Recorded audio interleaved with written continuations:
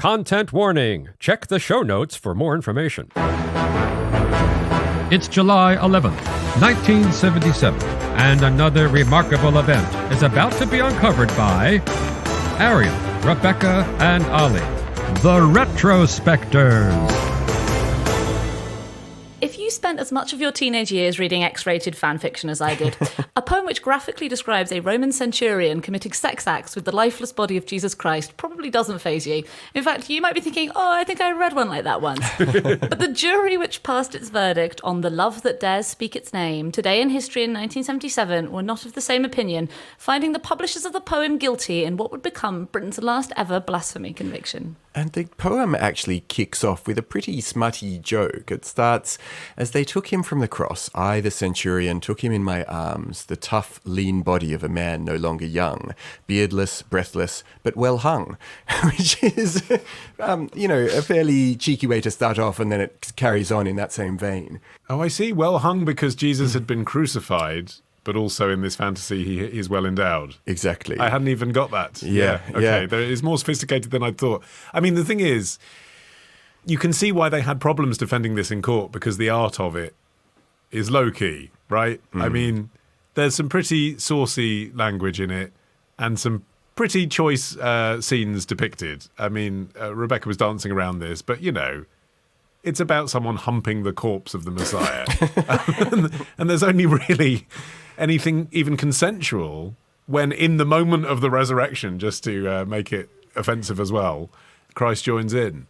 Yeah, well, it's an odd poem tonally. Sometimes it seems to be striving for something a little bit deeper, more emotionally resonant. But then, Foxy Judas cannot be intended to be taken too seriously. Literally, Foxy Judas is in the poem.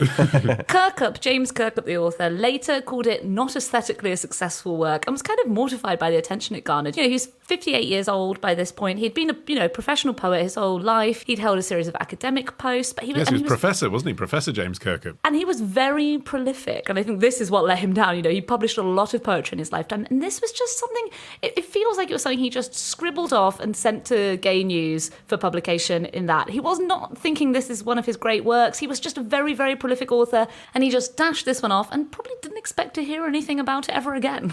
It does end with this fairly beautiful statement of acceptance after you've got through all the smut. It ends, he rose from sleep at dawn and showed himself to me before all others. I mean, there's still a bit of smut in that, and took me to him with the love that now and forever dares to speak its name. This is very much about a longing for not just the acceptance of, this particular gay centurion and the love of a particular man, but God, all men. This is the idea that it seems the poem is trying to convey. Well, it may be said that this is a love poem. It is not. It is a poem about buggery, said the prosecuting counsel John Smith in the trial that led up to the verdict on this day, because it ended up in court because of a private prosecution for blasphemous libel. In the dock was Gay News for having published it, and Denis Lemon, who was the editor. And who was on the other side of this libel action? Well, only previous star of Today in History with the Retrospectors, Mary Whitehouse. Now, you might recall, Mary Whitehouse was kind of a force of nature at this point. She'd already been credited for the departure of the Director General, Sir Hugh Green, from the BBC, and the creation of a viewer and listener point of contact between audience and broadcasters, being part of the regulatory landscape in the UK by this point. So she'd had some real victories under her belt. But she also had this weird history of doing slightly ridiculous things, trying to get My Ding-a-Ling banned, campaigning against broadcasters showing footage from Vietnam. And then there's this, which is sort of exactly, I feel, on that Venn diagram. I mean, it is blasphemous. You can see why you'd be offended, but also, it's a poem in the Gay News. Like, really? Are you going to take this to court? Well, I mean, blasphemy was on Mary Whitehouse's radar, particularly at this moment. She had recently tried to drum up a storm accusing the BBC of blasphemy about an episode of Till Death Do Us Part, which had a joke about the virgin birth.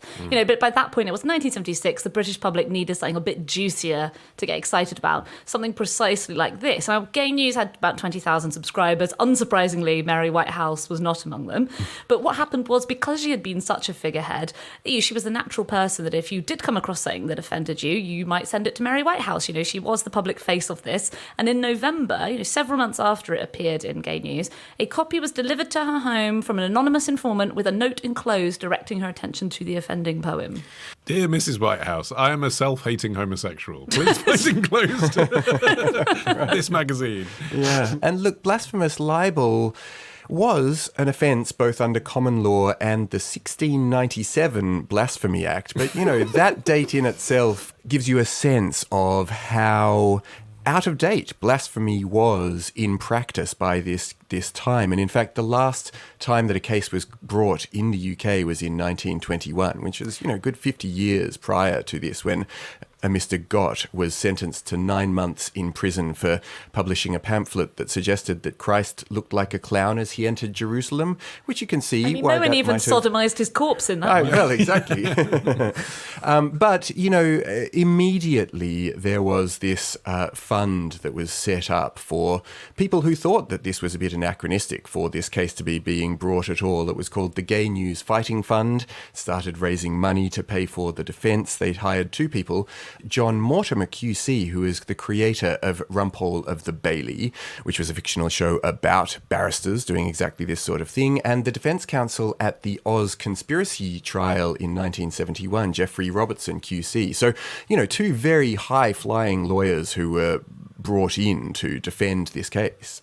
Yeah, and the trial began on the 4th of July, and from the off it was clear that the judge, Alan King Hamilton, was not interested in entertaining literary or theological musings. He wasn't interested in Kirkup's authorial intent. He was clear that the only thing the jury was supposed to consider was whether or not the poem vilified Christ. So because they weren't allowed to bring literary or theological witnesses, as had been the case during the Lady Chatterley's Lover trial, which we talked about before, in this case, the only stardust, sort of literary stardust, that the defence was able to sprinkle over it was they had Margaret Drabble and Bernard Levin come in, kind of London literary figures, but they were there to speak to Lemon's good character as a man. But they weren't able to really defend the poem, apart from on the grounds that you said. At the end, you get a sense that Jesus is offering salvation to homosexuals, and that in itself makes it not blasphemous because it's an important part of the Christian message that Jesus loves everybody. And Robertson did such a good job of making that point that apparently even Whitehouse herself was moved in the courtroom by this concept that it's a poem about Jesus' salvation. But the bottom line is, it's also a poem in which someone gives him oral sex. Yeah. And you can't really say that that isn't blasphemous. If you're not going to defend it on a literary basis, then if you're the jury and the judge has made it very clear, is this blasphemous or not? I mean, it just obviously is, isn't it? Yeah, well, certainly that was the feeling of the jury. After the 6-day trial came to an end, it wasn't a unanimous verdict, actually. It was split 10-2, where they decided that both the Gay News Limited and also Lemon were guilty of blasphemy. Interestingly, Whitehouse said after the case came to an end, she said, "I'm rejoicing because I saw the possibility of our Lord being vilified. Now it's been shown that it won't be." So she regarded this really as the start of what sounds like a potential broader campaign against blasphemy in general. The funny thing was that it was a national news story, but at the same time, the average person would have struggled to form their own opinion because Judge King Hamilton had ordered that the text not be published by court reporters in their accounts of the case. Even the jury and press were given handouts to read. So, yeah, he really made no bones about his views. In fact, actually, after the verdict, he commented that the pendulum of public opinion was beginning to sway back to a more healthy climate. It was really obvious that this was about personal dislike for the poem, really, rather than legal points. It ended up with Denis Lemon being sentenced to 9 months suspended imprisonment and fined £500. Gay News fined £1,000. I mean, I know we're talking about 70s money, but that's still not that much, is it, for something that goes to the Old Bailey? But that threat of prison was very real. And of course, he had to pay Mary Whitehouse's costs as well. And those were quite significant, £7,763, which were ordered to be paid 4/5 by Gay News Limited and 1/5 by Lemon personally. There is something poetic about the fact that the title, The Love That Dared Speak Its Name, is a play on the phrase, The Love That Dare Not Speak Its Name, which is from the poem Two Loves, written famously by Oscar Wilde's lover, Lord Alfred Douglas. Yeah, but even that's almost blasphemous, isn't it? You don't take Wilde's work and do this with it. Do you know what I mean? They've got a genuine gay icon there. I mean, I just feel like, it's a smutty poem. Let's be honest. But of all the poems that could have been prosecuted for blasphemy in 1977, I think it is there's something, eerie and cool about the fact that it is this one that references the poem that was brought up during Wilde's own gross indecency trial. He was asked to define what is the love that dare not speak its name. And he, kind of tailoring it to the Victorian court, he defined it as being a noble affection between an older intellectual man and a young mentee, the kind found in ancient Greece, and, as he said, between Jonathan and David in the Bible. So once again, bringing in this biblical homoeroticism that may not have gone down very well. But he said that to 19th century minds, it was so misunderstood that it had become taboo. And it would obviously was still taboo to some extent in the 70s. Yeah, but still critically a form of love where no one involved is dead. That does seem like a slight difference in this case. Tomorrow. The mining companies owned the hospital, the department store, the library, they owned the town newspaper. Ditch the ads and get a Sunday episode when you join Club Retrospector. Patreon.com/Retrospectors.